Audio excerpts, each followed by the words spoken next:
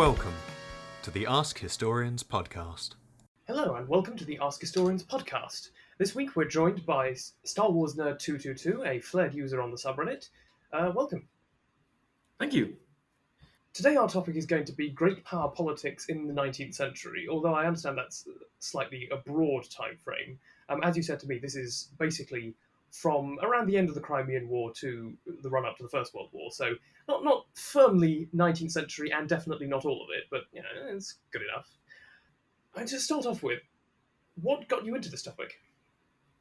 So my flair on Ask Historians, or one of them, is diplomatic history of the world wars. But as I explored the First World War in particular and the diplomatic history behind the origins of that, I found that it's more so the norm in historiography nowadays to actually go further back and look at the longer run-up to the First World War and understand there how the shape of politics in Europe, especially international relations and foreign policy within each of the so-called great powers, deteriorated or indeed fluctuated in strength or weakness to the point where the First World War occurred when it did in 1914. And then that sort of become more of a rising research area for me, specifically with how each of the major powers, or the great powers, as I said earlier, conducted their foreign policy and how that shifted over the decades and how it came to be what it was at the beginning of the 20th century. So it's really sort of like a major rabbit hole that I went down as a result of what I mainly write on Ask Historians.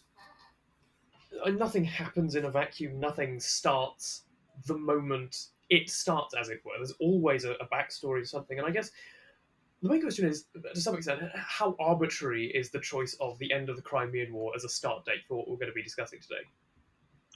So, admittedly, the end of the Crimean War is very much actually a rather Anglo-centric view to take, because one of the major areas of research within 19th century great power politics is, of course, British foreign policy as one of the major great powers, and the one that we have access to plenty of primary sources and documents about. What you sort of have here is that the Crimean War represents a sort of halfway point, if you will, in the century, in the sense that it's the major continental conflict in Europe of the century, ignoring for a moment the end of the Napoleonic Wars, which for some reason is another arbitrary date that we can choose. 1815 is another arbitrary date that some historians use to investigate the rise or the idea of great power politics in the 19th century. But with the Crimean War, you have what the historians in British academic communities often call post-Palmerstonian politics, which is essentially what happened after Palmerston, as Prime Minister and as Foreign Secretary, conducted the Crimean War, and then his successors, those who were trained in his sort of school of diplomacy and foreign policy, took over the reins at the Foreign Office after him. But again, it differs with countries. You could definitely argue that with Germany specifically, you cannot study great power politics from a German standpoint until 1871 and its unification. Prior to that, you're studying essentially Prussian politics. But then with France, you could go as far back as 1815 or even to the very beginning of the Revolutionary Wars in the later and the very, very end of the 18th century. And then with Russia, unfortunately, Russia is something that we're lacking a lot of work in, at least in English language works about Russian diplomacy during this time. So 1856 to about 1914 is a fairly good date, chronology at least, for the study of great power politics in the latter half of the 19th century, when things really sort of start to get interesting, as I would like to say. Before we get into the real big picture, though, I did want to ask something very specific, which you brought up, which was the idea of sort of Palmerstonian and post-Palmerstonian. I mean, what actually characterises this form of diplomacy that makes it worthy of being referred to very specifically?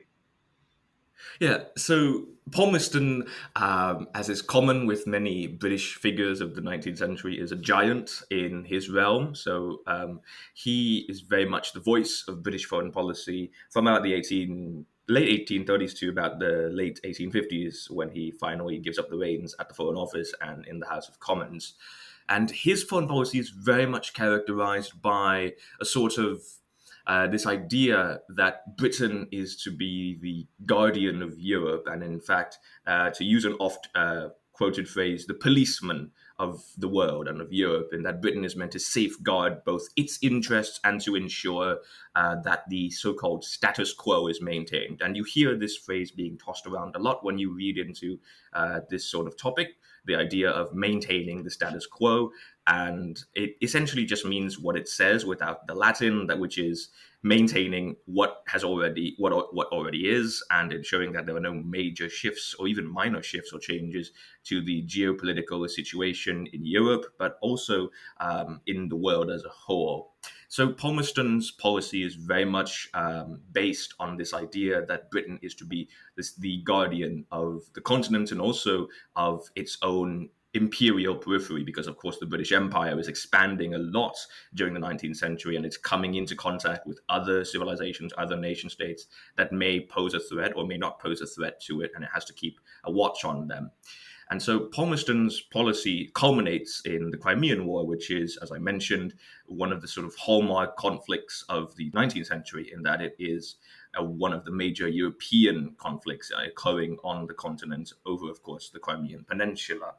And post-Palmerstonians sort of depart from this idea of Britain being the safeguard of Europe. They still stick to the sort of golden ideal of maintaining the status quo. That's essentially the bottom line of every single British foreign secretary to come into power, that the idea that the status quo has to be maintained and Britain will uphold the status quo.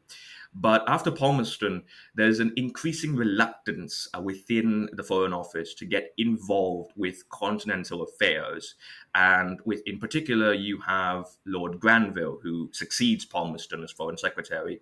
And under his administration, he introduced this idea of isolation, or what we might call isolation nowadays, the idea that Britain is not going to interfere in European affairs unless it upsets the status quo to the point where Britain's stability or Britain's interests in the region are also compromised, and that Britain will not enter into any binding agreements or alliances or even treaties which call upon it to come to the aid of another European country should there be war or should there be any sort of major tension rising event on the continent.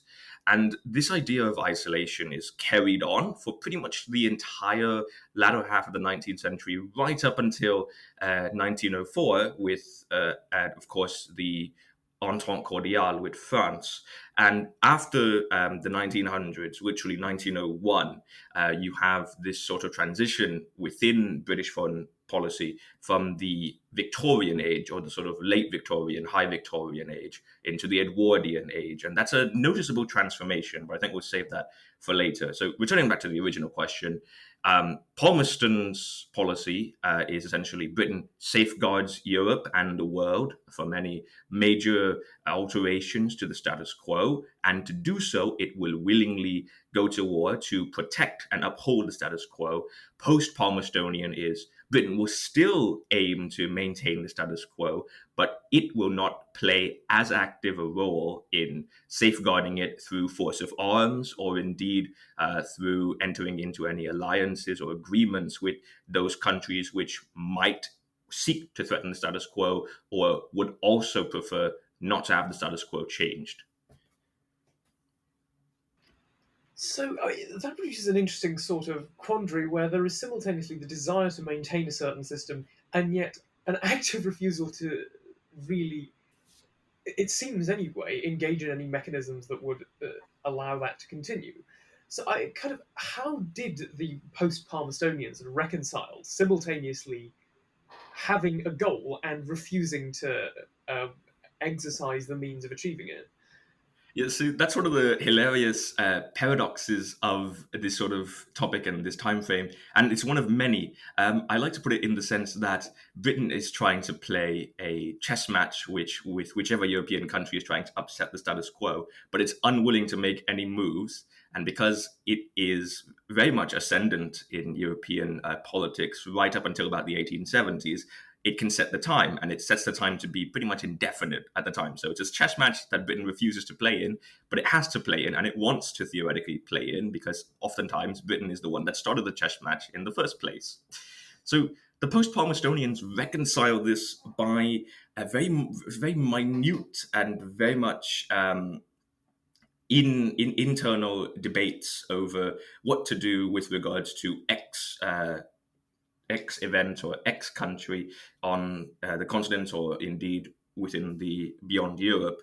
And this is one of the major misconceptions that early students get into about this sort of thing, is that the foreign policy is not a sort of uniform or static thing. It's always dynamic, but it's not always dynamic in big ways. It's dynamic in the small little shifts and divergences in opinions between the diplomats, ambassadors, undersecretaries, and of course the foreign secretary, or whoever's at the top of the decision-making process, throughout the time that they're in office, and throughout the entire time that they hold power at the Foreign Office. So post-Palmerstonians go through this process of reconciling an aim that they want to achieve with a refusal to partake in the best means to achieve those aims, by sort of notching out a sort of middle ground.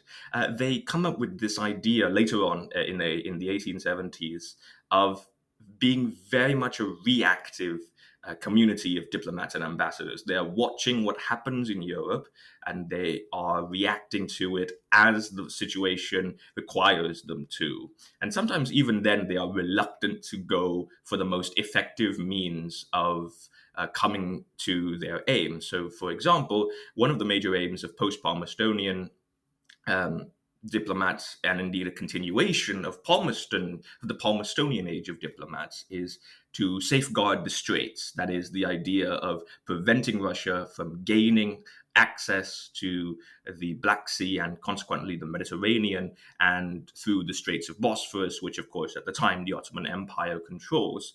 And in many ways, this is a curious thing, and it gets complicated in the 1880s, specifically 1882, when Britain occupies Egypt, which, of course, prior to its occupation was a khedive, which is a sort of autonomous community, a province of the Ottoman Empire. So you have this, again, another paradox where British diplomats want to build better relations with the Ottoman Empire, the Sublime Porte, to prevent them from edging closer to Russia. But they can't do that because the British are quite literally occupying and essentially running one of their major provinces. And the British are refusing to leave that province. So the British sort of come to this middle ground that their relations with the Ottoman Empire are not going to get any better, because as long as they're in Egypt, the Ottomans will refuse to draw closer into their orbit.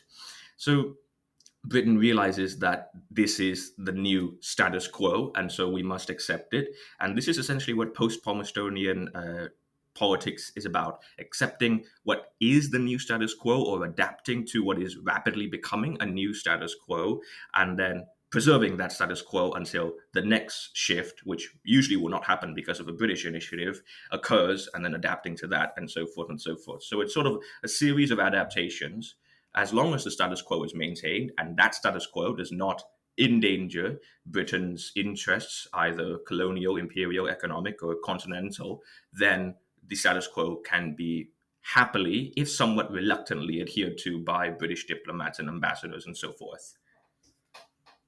Now, well, we've alluded to this a few times, which is that between 1864 and 1871, Prussia goes from what is basically a second-rate regional power in North Germany to the head of a unified German empire, which obviously is a pretty big shift in Europe, and it's one in which quite obviously Britain has not appeared to successfully intervene.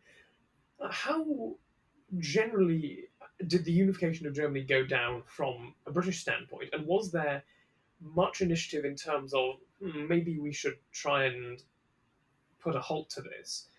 And I guess kind of at what point was that contemplated, if at all? Because, of course, there are arguably three opportunities in which that might take place. There's the Prussian attack on Denmark in 1864, there's the Prussian attack on Austria in 1866, and then the great sort of pan-German, except Austrian, attack on France in 1870, all of which seem to be pretty obvious places where Britain might think to intervene. Yeah. So that's a very good question. And one of the major events is indeed the rise of Prussia into the German Empire. And it weighs heavily on the minds of British diplomats at this time. And it continues to do so right up until the turn of the 20th century. So the first opportunity is, as you mentioned, the conquest, or at least the takeover of Schleswig-Holstein from Denmark.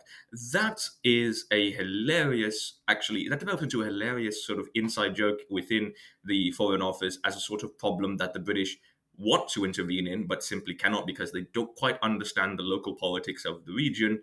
And there's a very famous quote that only three people understand the Schleswig-Holstein question. One of them is dead, the other is crazy, and the other one is someone we can't get a hold of, or something like that. So Britain very much wants, it's again another sort of paradox where Britain wants to get involved in something, but it refuses to, either because it doesn't have the means to, which in this case is a genuine reason. It doesn't understand what's happening in the region to the extent where it can intervene, and it's stretching its own power if it wants to project it into the scuffle between Denmark and Prussia.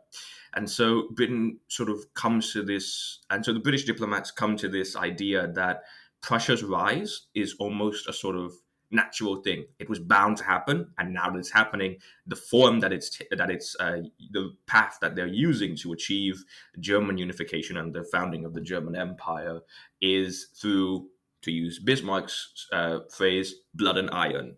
And so the British sort of simply watch from the sidelines and keep a close eye on the situation, because Denmark is not a major ally of theirs in any way, shape, or form, and it doesn't disturb them too much if the Prussians take over Schleswig-Holstein from them. And then with the Austro-Prussian War, then things heat up again, because Britain is very much interested in preserving the Austrian and later Austro-Hungarian Empire, because it holds sway over a significant portion of Central and Eastern Europe. And if the empire were to collapse, then it would cause a vacuum in that space, which Russia, which is very much the major power that Britain sees as a rival in the region, could enter, or even other minor nations could pop up and cause even more problems for the great powers in the future. But again, the British are unwilling to intervene. They're reluctant to get involved in the Austro-Prussian War, and so they simply allow it to take its course. There were plans, if it came to it, that if Bismarck asked for more than he eventually ended up asking for from the Austrians, that Britain would intervene and attempt to mediate between the two of them.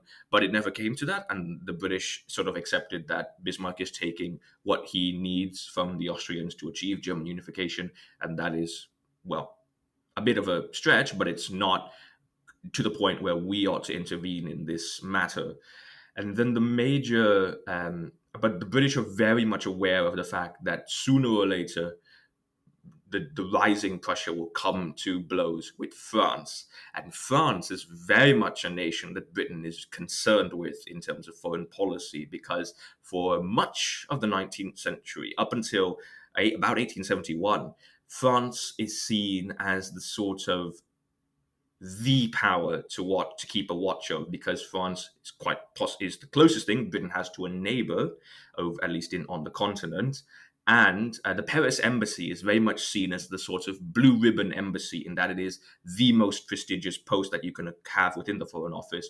And the person who occupies that post, the ambassador to France, or the diplomats within France, are very much the executive diplomats within the service. They are the most experienced, usually the oldest, but also judged to be the most competent, because maintaining relations with France is a very delicate matter.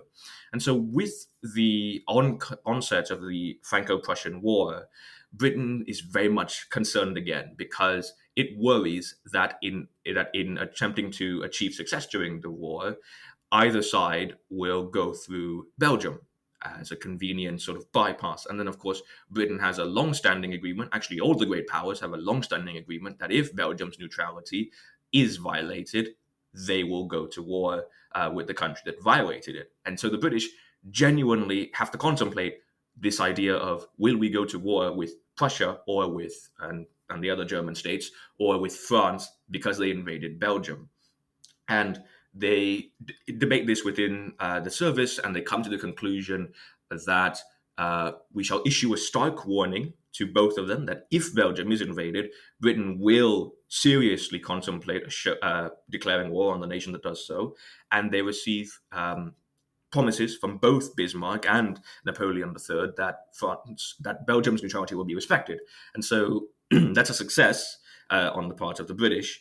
And then after the Franco-Prussian War, you have one of the major shifts in British diplomacy, where France was once the center of continental affairs and the nation upon which British diplomats gazed with a wary and somewhat suspicious eye towards Germany, or the new German Empire. So Paris loses its status as the elite premier posting, and Berlin assumes that title of becoming the new blue ribbon embassy to be a part of, because many in Britain judge Germany to be the up-and-coming first-rate power in Europe, and that its rise must be closely watched in case it comes into Britain, it clashes with Britain's interests, either in the region or beyond.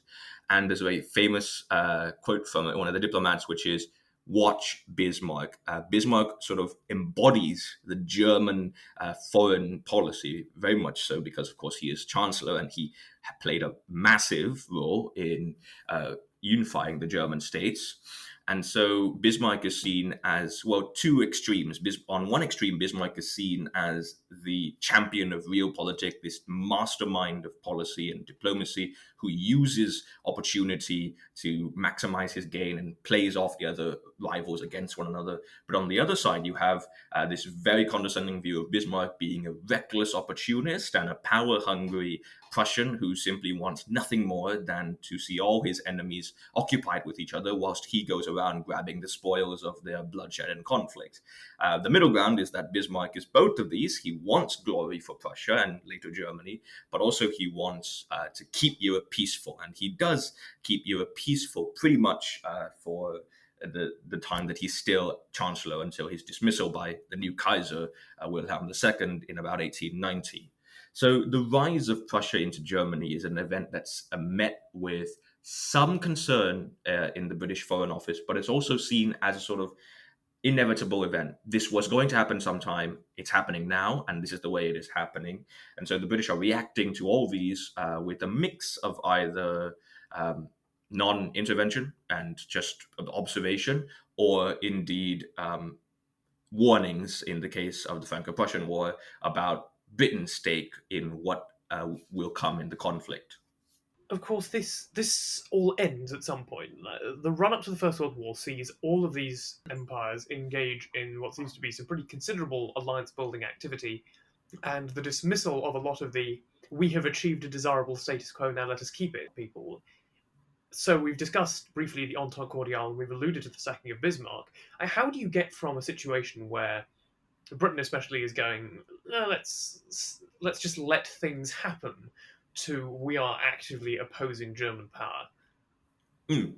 So that period is sort of seen as the period of a major shift in British foreign policy. And it's about 1890 when Bismarck is dismissed to about 1907 with the conclusion of the agreement with Russia over Central Asia. Another sort of, not necessarily alliance building strictly, but another sort of rapprochement, if you will, with a country that was once a major rival, or at least perceived to be a major rival. So this shift occurs mainly, again, the British are caught off guard by this, and they're reacting to a shifting world situation, a geopolitical situation in which they are no longer the ascendant power in Europe, where there was a time when British diplomacy and British power was feared and respected across all of Europe. That was about the period from the end of the Crimean War until about the 1870s, with the rise of Prussia into Germany.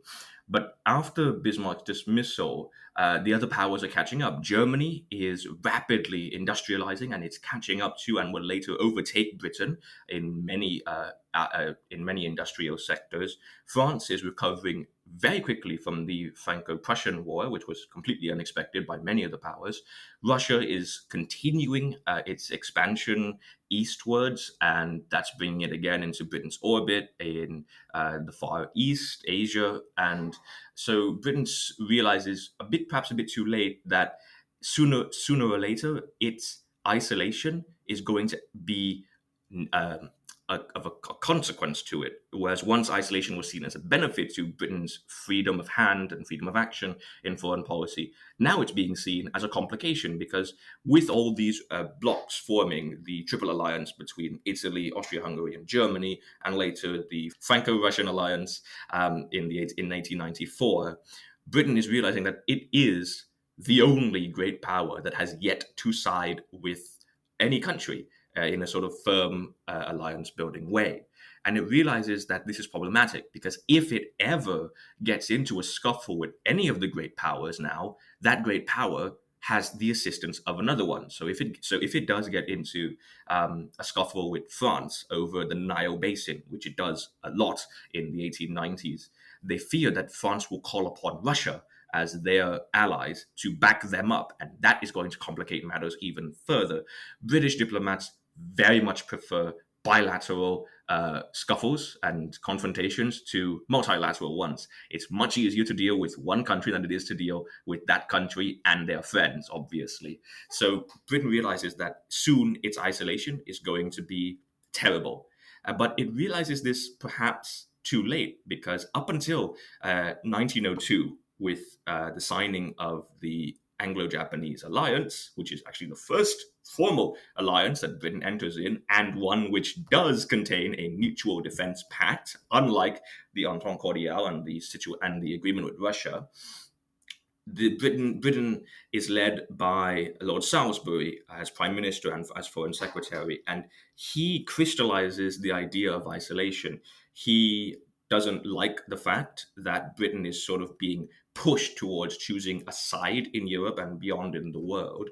And he actually, his policy is seen as sort of on two sides of the political view. Some of his supporters and many within the Foreign Office call it splendid isolation.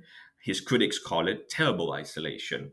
And eventually Britain's diplomats come to the realization that if there is to be another major reshaping of continental and world order, it would be in Britain's best interests to ally with a country that has similar interests to Britain in its aims, even if those aims are not necessarily exclusive to maintaining the status quo, and that Britain would be able to rely on the support of that country should it come to war in the future.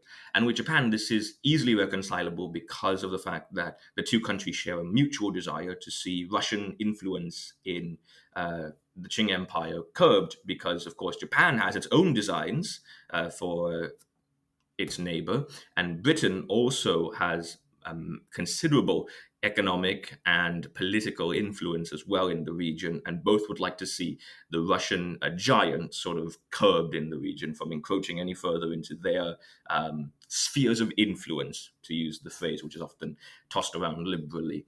So Britain shifts its thinking, the Foreign Office shifts its thinking from this idea of isolation being an ideal solution to maintain the status quo and to give the British a free hand in any scuffle, to the thinking that isolation is going to be a detriment to us in a war or in any scuffle, because we do not have allies to account on. No one is going to support us because we have not supported them in the past, and we are not likely to support them in future. So let us have a binding agreement, or at least a rapprochement with our former continental rivals and beyond, so that we do have countries to turn to and possibly gauge their support of our policies and our designs in the future. We have now at this point, I suppose, covered the grand trajectory of how British foreign policy changes. I think as a sort of coda to the chronological segment of this, how does this lead to the First World War? Because that seems like that's our capstone here, and it would be a little awkward to leave that hanging. Yeah, so leading to the First World War, the Edwardian foreign ministers and staff who take over after the Victorians very much embody this idea that Britain needs allies and that Britain should honor her agreement with France and with Russia by being an honorable nation and supporting them in times of crisis. But in the lead up to the First World War, with the crises in Morocco in 1905, 1906, and later 1911, as well as the Balkan Wars of 1912 and 1913, Britain is sort of still stuck in the past. It very much doesn't want to come to blows with Germany over Morocco, and it wants to actually ensure that France doesn't go to war with Germany because it desires peace above all. The new status quo has sort of simplified itself from a strict maintenance of what the regional and continental order was into a very sort of general idea of peace in the world, peace in Europe and peace abroad. So with the lead up to the First World War, Britain very much takes another sort of paradoxical turn in that in order to keep this peace, Britain is forced to use its considerable naval deterrence in the region. During the Morocco crisis, parts of the Royal Navy were mobilized and sent to action stations near Morocco in the Mediterranean, of course. And during the Balkan Wars, the Royal Navy was once again mobilized in case Germany, Austria, Hungary mobilized its armies and navies for action. So the British join in with the rest of Europe in realizing that force, the threat of force, is a viable way to achieve your diplomatic aims, and they partake in that practice even more. But when it comes to 1914, it's an anomaly because Britain is very much late to the whole thing. Britain is occupied for much of the July crisis with its own internal problems, noticeably the idea of home rule in Ireland, and there are whispers around the country, and very much the perhaps somewhat founded fear that if a solution to the Irish problem, to use what they use, is not found, there will be a civil war in Britain, and that is very much something they would like to avoid. So they only hear about how serious the situation has become when the Austrian ambassador to London gives the Foreign Secretary, Sir Edward Grey, the ultimatum that was given to Serbia. And that then Grey immediately realizes that this is of the utmost importance. But the sort of the Foreign Office mind is still in the Victorian era when Grey informs the Houses of Commons that Germany may invade Belgium to get to France. There is no overwhelming support for war or intervention if that happens, or indeed even for any aggressive action on its part. There was actually the majority of the representatives acknowledge that this is pretty much what Germany has to do to have any shot of invading France. And there's actually a motion within the House that if Germany only goes through the southern part of Belgium and avoids the Scheldt estuary, then it is completely acceptable and Britain will not be involved. In essence, Britain is abandoning Belgium to be conquered or at least invaded by the Germans, so long as they avoid this part of it, which just so happens to threaten Britain's security in the future. So this tips back and forth during the July crisis because Britain will not go to war without a unified government. If the government is split on war, then if war is declared, then the anti-war parties will break off and will form their own party, and they will oppose all government measures to attempt to wage a war effectively. But then, on the flip side, Britain has further complications to this because it's being seen as the last hope of Europe, sort of this strange light on the continent that can preserve the peace at the last hour. France, for example, wants to go to war with Britain. France's diplomats and ambassadors continually push their British counterparts to uphold the Entente Cordiale and to go to war with France. And they believe that will deter Germany from going to war with France.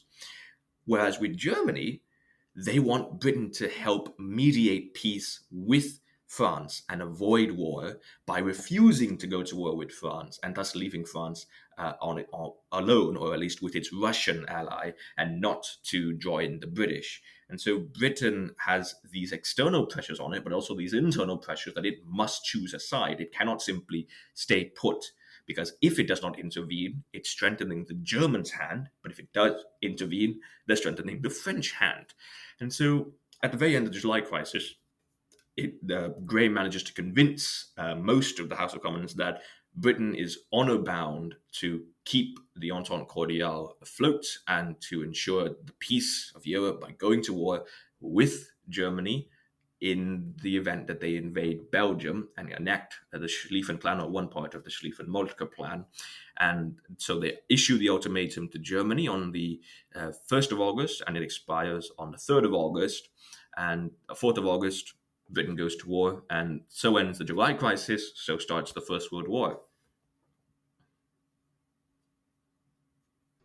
It is interesting in some ways how much conservatism there is in terms of the way that foreign policy is conducted, even amidst all of these quite substantial shifts in the very balance of power between all these various states, which kind of leads me to a slightly different question now, because we've been looking a lot at Europe, but Europe is not the only place in the world, and it is definitely not the only place where these powers are acting. And quite obviously, from the 1880s onward, there is a massive end of an existing status quo in Africa, for instance, in which basically, we're not going to shake up the status quo in Europe, but we are going to seize large parts of an entirely separate continent.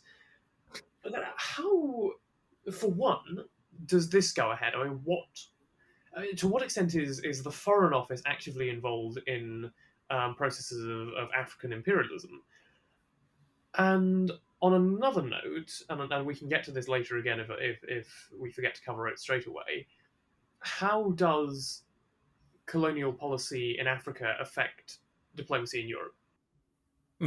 So that's, again, another major thing. It's great that we touched on this, because with the 1880s, with the 1880s and the sort of so-called scramble for Africa that the European nations partake in, the Foreign Office mind shifts again. It expands its view of the world. The world is no longer just European affairs and perhaps American affairs. It's also now colonial affairs. And what happens at the colonial borders, sort of the periphery, the imperial periphery, if you will, very much occupies the minds of those back home, because what happens there also impacts what happens in Europe. What happens, if you will, in the center. What happens at the corners will impact what happens in the center, and vice versa. What happens in the center impacts what happens at the corners of European and extra-European affairs. So the Foreign Office partakes in the scramble for Africa. Obviously, Britain comes out with the largest, or one of the largest gains, and it will continue to expand those gains even after the Berlin Conference is over, to divide up the continent.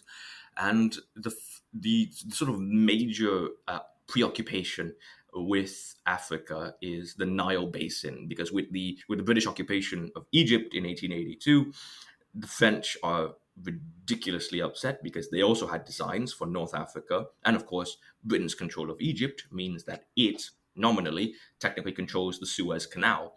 And so you have the imperial policy starts to shift as well. So moving away from the foreign policy for a bit, the imperial policy now shifts. Britain realizes that in order to secure its empire, it must focus its efforts on safeguarding its assets in the Mediterranean and also in Egypt and beyond, specifically to the jewel of the empire, India, the British Raj. And so this shift towards this east of Suez policy also complements a shift in Foreign Office thinking, which is that now that Africa large swathes of Africa have been divided up, we must ensure that the status quo there remains practically unchanged. So whereas the status quo before was, of course, very little European control of parts of Africa, now the status quo is Europe has divided up Africa into its own areas of control and its own spheres of influence. And so the 1880s and early 90s are very much characterized by this period of consolidation. From the imperial standpoint, it's consolidating the new colonial governors and ministries that will take control and run the daily affairs of the African parts of the empire. And from a foreign office standpoint, it's of consolidating what Britain already has and ensuring that no other European nation wants to desires a part that Britain has. And the main rival in this case is France, because France, as I mentioned earlier, has designs or had designs for the Nile Basin. And so this culminates in 1898 with the Fashoda crisis, which is a bit of a grand thing to call it a crisis. It's essentially a glorified expedition of about 100 or so French soldiers, porters, and officers marching into the Sudan and the lower Nile basin, and then the British overreacting and sending basically an entire army group to defeat them and mobilizing parts of the navy in the region. So this idea of Africa being a new sort of stage for European countries to play out their squabbles and affairs on is very much a real thing. And I think conversely, it also gives Britain many benefits, and it's one of the major reasons why an Anglo-German alliance simply wasn't possible, and it's one of the reasons why Anglo-German antagonism rose in the 1890s and 1880s. Germany is, of course, new to this game of empires, and Bismarck is initially very skeptical of the whole scramble for Africa. When he was asked by colonial lobbyists to carve out a part of Africa for Germany, he simply pointed to a map of Europe and pointed to Germany and said, "This is my Africa," as in, this is my focus. I am not going to care about the actual continents of Africa. Germany is my Africa. I'm going to safeguard this Africa from any external threats, and I don't want to carve up any parts of the real Africa for us, because that would just make it more complicated for us to keep Germany safe in the future. And with Bismarck's dismissal, however, and his successors, Leo von Caprivi, and then the sort of interregnum collapse of the Chancellor as a genuine, competent person in the late 1890s, and the rise of Bulow as Chancellor, you have this idea of Weltpolitik, world politics, that Germany needs to expand its horizons beyond Europe and become a world empire. And Africa is very much one of those places where Germany seeks to gain colonial territories. And Germany's main rival in this is, of course, Britain, because where Germany has claims, Britain either also has claims or already is in control of the region.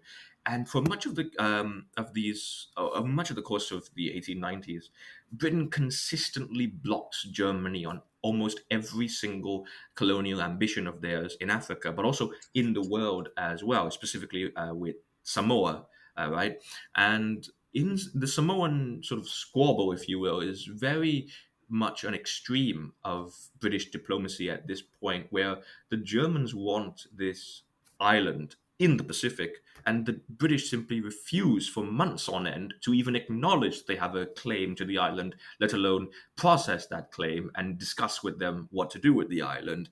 And this, again, of course, leads to an antagonizing of Britain by German leaders and ministers. But it also consolidates in the minds of British foreign policy officials, that now that the world has pretty much been carved up, Britain needs to ensure that what happens not just in Europe, but also at the edges of its empires and those of its rivals, that does not upset the status quo of the region. And something we might touch on later is how this goes hand in hand with the two Eastern questions of the time, one of them being the question of the Near East, the Balkans specifically, or as they called it at the time, the Ottoman Empire in Europe, and then later on in the 1890s, early 1900s, the question of the Far East, that is the Qing Empire, China, and Asia, and so forth. It does make a sort of sense in the ways that, these things are fundamentally somewhat irrational enterprises that exist for, self-sustaining gain. I suppose kind of a corollary question, because in some ways, we've looked mostly at the old world here. What place, if any, do the Americas occupy in European great power politics? Because it's not as though there's no involvement at all. Obviously, you have things like the Confederacy trying to seek British support during the American Civil War. You have, dramatically, the French intervention in Mexico, where they try to put a Habsburg on the throne. How significant are the Americas really to European foreign policy? Or is it just a few exceptional incidents that might draw them in? So, in the case of the majority of the great powers, Austria-Hungary, Prussia, and later Germany, and Russia following the sale of Alaska, as you say, it's pretty much exceptional events. These countries maintain cordial relations with the United States. During the Civil War, they pretty much abide by the rule not to support any side and to stay on the sidelines, and they observe the usual diplomatic niceties for much of the time. But as you say, with Britain and France, it's a different situation. In France's case, it is both the exceptional event, the failed French expedition to Mexico to put a Habsburg on the throne, which makes me laugh even now. But it's also the sort of state of constant affairs with France and the United States. So the United States occupies a key part of French foreign politics because, of course, with the intervention in Mexico being an absolute disaster for Napoleon III, he has to mend relations with the neighboring United States, who were very much fearful that if, for some reason, the French intervention succeeded, there would be a revitalization of European ambitions in the New World. So with Britain, it's a bit different because, firstly, Britain was technically neutral during the American Civil War. Many of its leading politicians supported the Confederacy. In fact, there was a push within a minor push, but a push nonetheless, to formally side with the Confederacy and provide them greater economic and even military support in the future. That never materialized, thankfully, and the Confederacy obviously lost the war. But the the first half of the 1870s and up until 1876 or so, as an arbitrary date, is focused on mending relations with America after the Civil War, because, of course, America knew that Britain was very much in support of the Confederacy. In fact, some British politicians made it absolutely clear that they believed the Confederacy would win because they were gentlemen. Yes, they were slave-owning gentlemen, but that's what gentlemen were in the age, apparently. Which is a lovely sentiment, and that's so typical of British upper classes at that time. But then you have Britain's the fact that Britain is very much a maritime empire, and it has possessions in the Caribbean, close to America, and of course you can't ignore the fact that Canada is a dominion state, or at least a settler colony. It will become a dominion at the turn of the 20th century. And so Britain is consistently ensuring that its relations with America are cordial and at the very least calm. There's nothing to sort of rock the boat of relations between the two, if you will. And the boat is rocked, however, several times in the 1890s when the American government decides to stick more aggressively to the Monroe Doctrine, this idea that what happens in the Americas, Latin America and South America, is within their sphere of influence, and therefore they should have exclusive rights to that sphere of influence. The British view this like they view any other sort of declaration of spheres of influence, except curiously their own, with a mix of skepticism and complete condescension. They dismiss out of hand almost entirely the fact that America should get exclusive rights to Latin and South America. And Lord Salisbury, in particular, absolutely embodies this dismissal of the Monroe Doctrine during a land dispute with Venezuela over parts of territory that Britain held, that Venezuela had a claim to. The U.S. intervened and the president at the time, I forget his name, but wrote a formal note to the British government asking that they seriously consider American mediation in the affairs. We're not sure if Salisbury did this on purpose, but it was apparently 6 months before the Americans received a reply, by which point the crisis had already abated and Britain had already pretty much ignored what the American claim was. And then you have this idea of, so with Britain and America, you have this sort of uh, thing. You have this relationship dynamic where America realizes that Britain is very much the power in the world. It has massive economic power and also military power as well, especially naval power. But Britain conversely realizes that America is also a rising power, combined with the threat or the possible threat of Germany from as a rising old world power. They also have the perceived possible threat of America as a rising new world power with its economic and military capabilities. This particularly comes to a head in about the early 1900s, just before 1910, when Teddy Roosevelt expands the American Navy. And so there's the fear in Britain that America will use this newfound naval power to go toe to toe with them over disputes in the Latin Americas and in South America. But thankfully, Roosevelt realizes that Britain is very much still the dominant naval power and economic power, and that cooperation between both nations is preferable to competition, or at least competition of the sort where arms can be involved. So Britain also realizes this. London realizes that cooperation with America is the most beneficial outcome for both countries, and that competition seeks to benefit no one except, of course, those who profit off of the sale of arms and whatnot. So they keep relations calm and cordial, and America. So in that sort of sense, America is not just a sideshow of European politics. That's a bit of a derisive term. It's very much a focus of British foreign policy in one aspect throughout the latter half of the 1800s. And in France's case, it's an exceptional event in an exceptional area with the failed intervention in Mexico.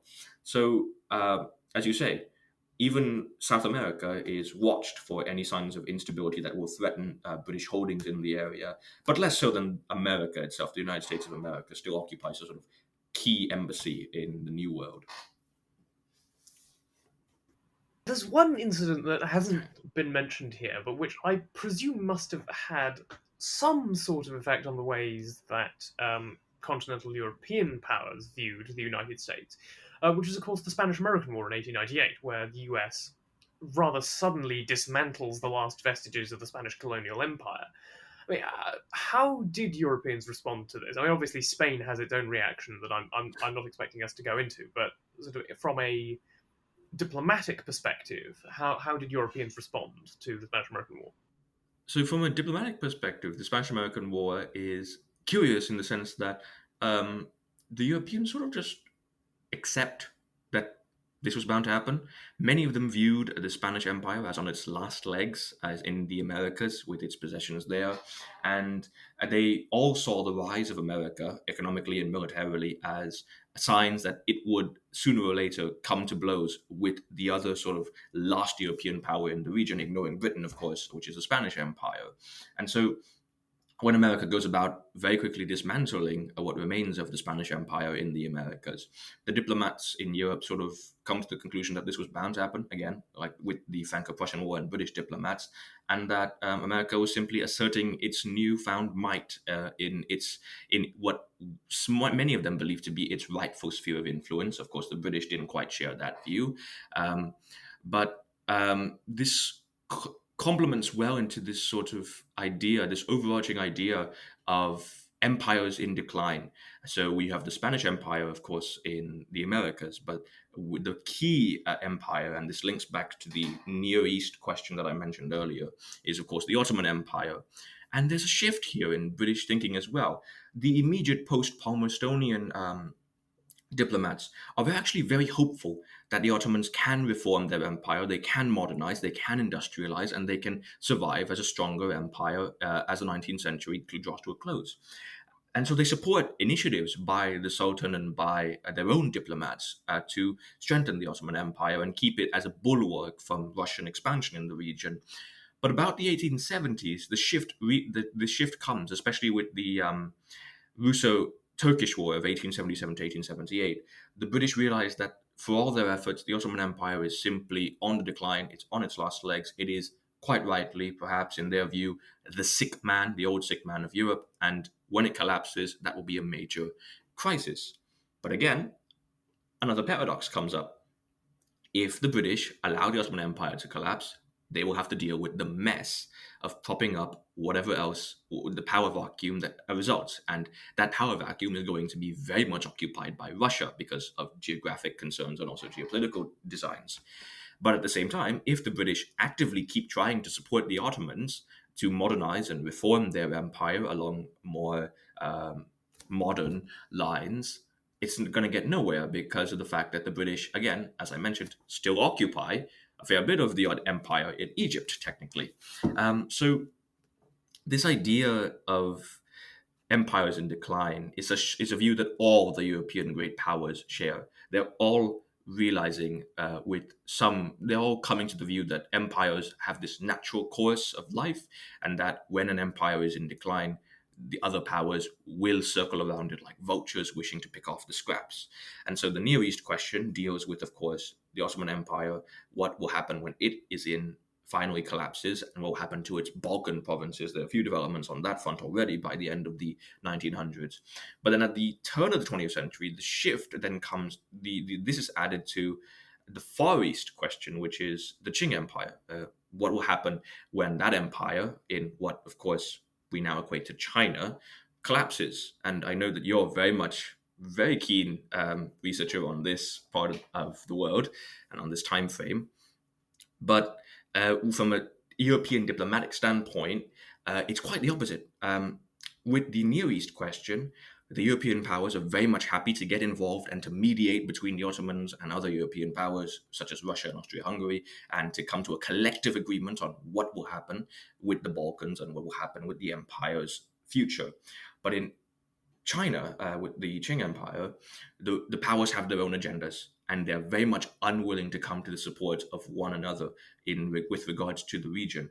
And this is a very annoying thing for British diplomats, because if the Qing do collapse, and when they do collapse, in their mind it's inevitable, there will be a power struggle for the vacuum on the likes of which Europe has not seen since the Napoleonic Wars. So Lord Salisbury sort of emphasizes this when he bemoans to the Foreign Office that Her Majesty's government would not like to have to set up a concert of Europe in Asia.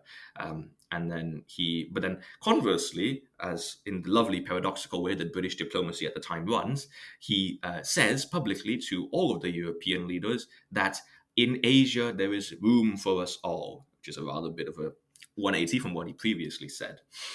To come back to the Spanish-American War, that is again seen as a natural thing, and that is seen as America as a rising power, this idea that America will in future become a great power to take its place among its European counterparts. And then, of course, in Asia, you have a similar situation, but also unique in a way, with Japan, which is modernizing rapidly at this rate, and it absolutely destroys the Qing in the First Sino-Japanese War. And Europe intervenes there with a triple intervention of Germany, Russia, and France that the British refused to get involved in.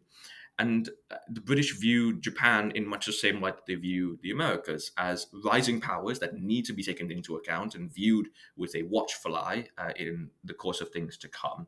But with Japan, there's also the, to put it bluntly, the element of racism that's there, that Japanese are, as Asians, still inferior to the Europeans, and that their path to world power status will be a much, much longer path than the American path to world power status.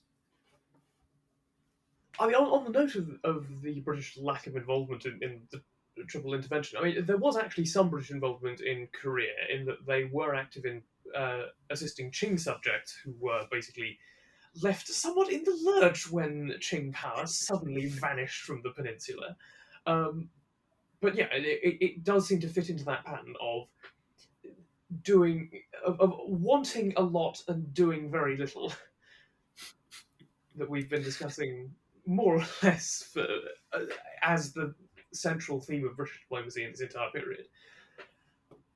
Is there anything you'd say you'd like to have covered but we haven't so far? I I think another thing that we should cover is actually sort of one of many elephants in the room, so to speak, that we've left out. And this is, of course, one of those great pop history events, or at least series of events that has such a great name, but often isn't deserving of that name. And that is, of course, this idea of a great game playing out between between Britain and Russia in Central Asia and later on the Far East. And in popular history narratives, the Great Game, which was, of course, a name given to it by its participants, which is a grand and ever so Victorian name, is misleading because the Great Game implies that both powers willingly wanted to match the other in Central Asia and in their ambitions with the region, and that they wanted to compete with the others. That was very much not the case. Recent studies and recent historiography has revealed that Russian expansion eastward was pretty much a product of both the sort of men on the spot, but also conscious decisions taken in part in St. Petersburg with the Tsar and his ministers, that Russia needed to expand in order to absorb more land, more resources, and to, of course, use that to then boost its power in Europe and where it was lacking. It was sort of seen as this backwards power. But the British completely overblow this threat. Another key theme of British foreign affairs during this time is an immense Russophobic attitude that permeates throughout the entire Foreign Office. Palmerston, in fact, was a massive Russophobe, hence one of his decisions to go to war over the Crimea with France and the Ottomans against Russia. But it still lingers even after his death. His legacy lives on in this sort of Russophobic attitude that many British diplomats have with Russia right up until the agreement with them in 1907. And also the Great Game is a name is sort of misleading because the narratives imply that there were only two players. Of course, there were not. There were multiple players. There was, of course, the British and the Russians as the major European ones, but there were also, of course, the local khanates, shahs, and, of course, other rulers that were already in the region before the British and the Russians decided to encroach upon them for some reason or another.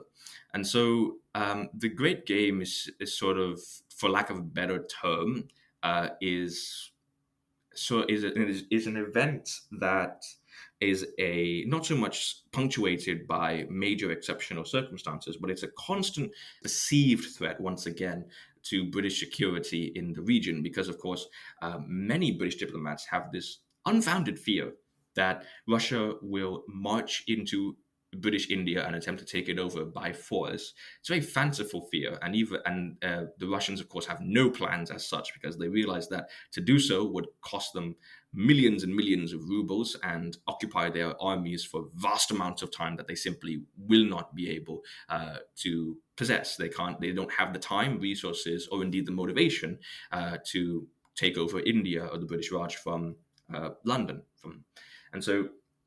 But the British, of course, don't realize this, and the British continually bemoan the Russians for saying one thing officially and then doing the complete opposite in another way. Many British ambassadors to St. Petersburg keep complaining that while the Tsar and his ministers preach for peaceful relations and peaceful expansion into Central Asia, the men on the spot are aggressively and very much with no regard to the British opinion or the British interest in the region, expanding of their own will. And so this Great Game sort of shifts in the 20th century with new players. Germany enters by way of the Ottoman Empire, most notably the Berlin-Baghdad Railway. And then Germany has a stake now in Central Asia as well. And so too does France as an ally of Russia. And so I think, again, to sort of, while the Great Game is a great name for the event, it is very much a misleading thing. It's not some sort of competition between the two major European powers in the area for the conquest or the sort of domination over the other.